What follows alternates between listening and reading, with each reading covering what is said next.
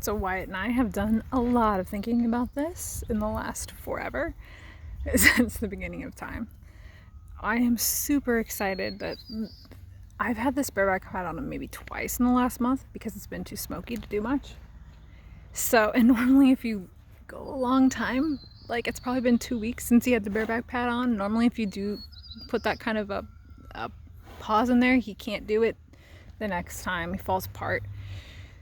You start a little bit over, and then you get through it again.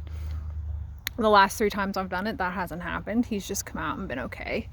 And it's been really interesting to watch him. Once in a while, he'll still have a moment where he braces up about something, but in the bareback pad, he doesn't panic. He just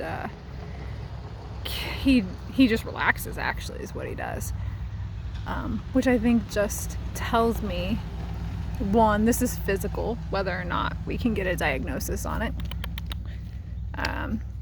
Something about a saddle is putting too much pressure, and I would assume it's on this right shoulder, where he has clearly been injured in the past.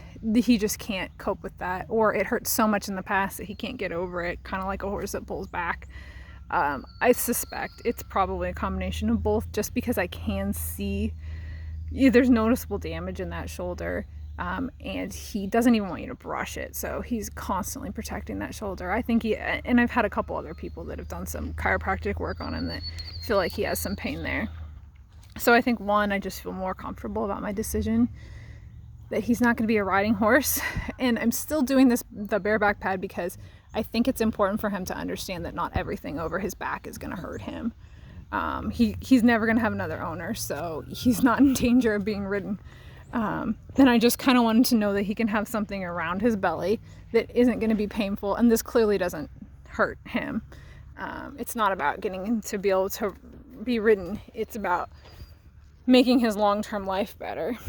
And I think, too, it just tells me, like, the way he's been this summer, he's kind of standing funny. The way he's been this summer just tells me, like, how much try this horse has always had locked down inside of him. And he sometimes has put that into fighting, and now he puts it into trying to figure out what I want. And he's so much happier, and I'm so much happier. You just see the look in his eyes. He's pretty content right now. He'd like those flies to go away. That's about it. I just think it really speaks, like, that he's put up with as much as he has for so long. Not that he's been super tolerant about the things that bother him, but he could have been a lot worse about it. A different horse might have run somebody over or bit them or kicked them, and all the things that have been done to him, he's never tried that. So you got to give him some credit for that as much pain as he's been in, mental and physical, he's always, and he's tried to tell us, but he's never tried to hurt us. And I just think now that I'm asking him different things, I see how hard he tries. Look at that look on his face. He's so happy.